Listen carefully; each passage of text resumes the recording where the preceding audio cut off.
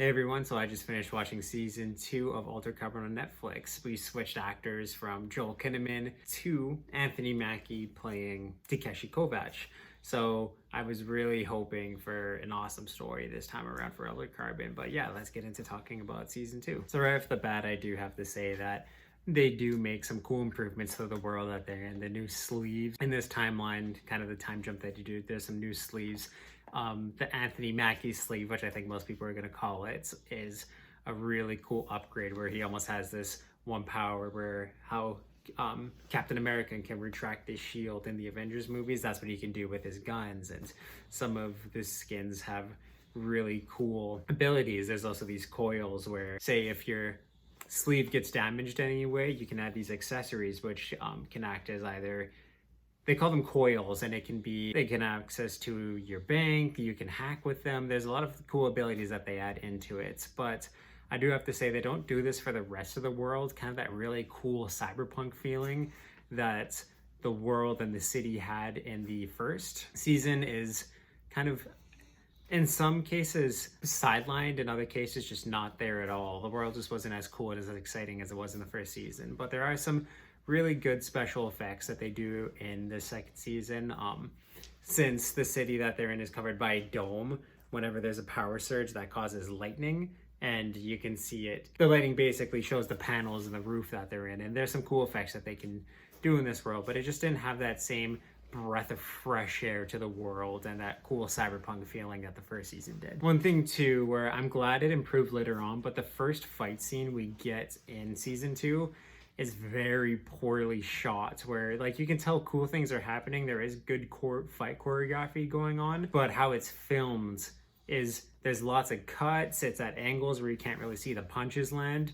But after this first fight and after the first episode, the directing gets a lot better, and same thing too with the fights where it's shot really, really well. There's also too in episode 7, there's, with Anthony Mackie, there's basically a John Wick style fight that's really, really well shot and well done. So I'm glad that that improved after the first fight that they did, because that first one was a little tough to watch. This season 2 also ups the violence and kind of ups the death, especially with the real death in terms of the stacks that the characters have inside them. It also goes into the politics and kind of just how government is run in this world, which is a fresh kind of take to see, and definitely see some of the infighting that the villains have with themselves. And even too, we get to learn a lot about the AI this time around, and the rules that the outside world puts on them and what they're created for, and also the rules that AI have created for themselves.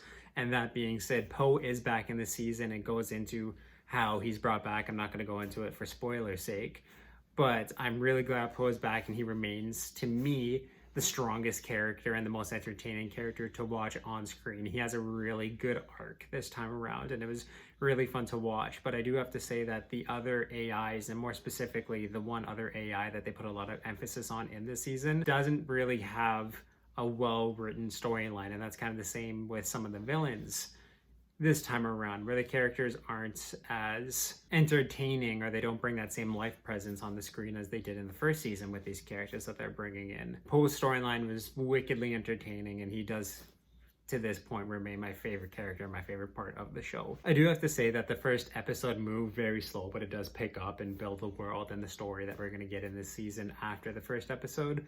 But it starts off with Takeshi basically hopping between different sleeves, trying to get off-world until he gets the Anthony Mackie suits. And when he does get that sleeve, he only takes it, and he takes this job because the person who offered it to him basically wants his protection because he's being hunted. And the only reason that Kovacs agrees to this is because they have information on the love of his life, he's been searching for pretty much ever since he thought she died in the first season. We get to see that. So he kind of goes on a manhunt trying to find her for the first little bit, and he recruits some new people. Poe is there with him, and it branches off a little more when more of Kovacs' history comes back to haunt him, as being the last envoy, and also too having the villain, who's a villain named Jaeger, and he has a very personal connection to Kovacs, which we learn a little later on in the series. And Jaeger is a pretty good villain for the most part. He is pretty resilient, and I did like to see there's the new governor in this world, and then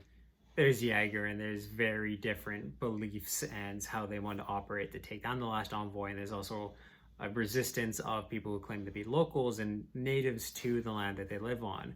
And through everything, that's how Takashi ends up getting brought in, because the love of his life is picking off these people for something that they did hundreds of years ago, which it explains a little further. But they bring in a being who is a native to the lands, and basically after being stripped of its territory, it's back for revenge now, and it invades other people's stacks to get this job done. So Takashi basically gets caught up in a bunch of different conflicting sides of a huge battle, which all builds to the end of the season. Like I said, it can get a little fast-paced, a little slow-paced at times. There's an amazing arena fight sequence in episode 3. To me, it was easily one of the best fight scenes that they had in the show. It was a really high-octane, fun moment. And there is one really cool storyline where, again, for spoiler's sake, I'm not going to get into it, but there's 2 Takashis this season around, and seeing the dynamic where it's basically Kovac versus Kovac was really cool to see, but a little predictable in how it was all going to unfold and come together. They really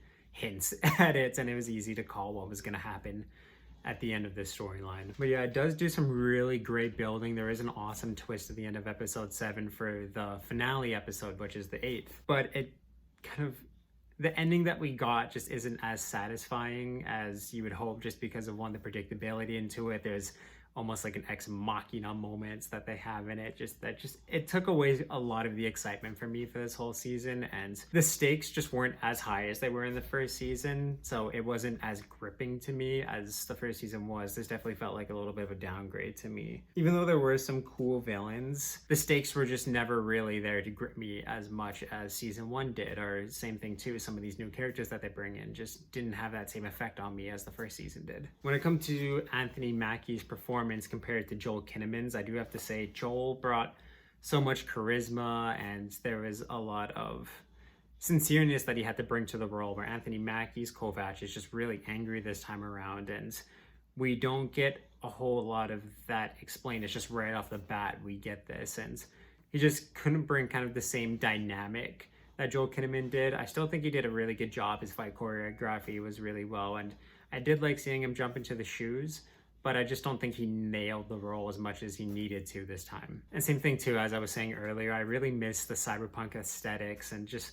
kind of the dynamics and how personal the story was, where this was more, they tried to bring a lot of the ensemble in, because that worked in the first season. It just didn't work as well in this season, unfortunately. I really enjoyed, like I said, post storyline. I liked his side quest that he gets in this, and he still remains to this day to be my favorite part of the show. It's just, it feels like the show lost a bit of its magnetism, and it doesn't surpass the first season. It just wasn't on the same level to me. It's just that same magic that they had in the first season, and some of the same aesthetics just weren't there this time around, and it left me feeling really unsatisfied.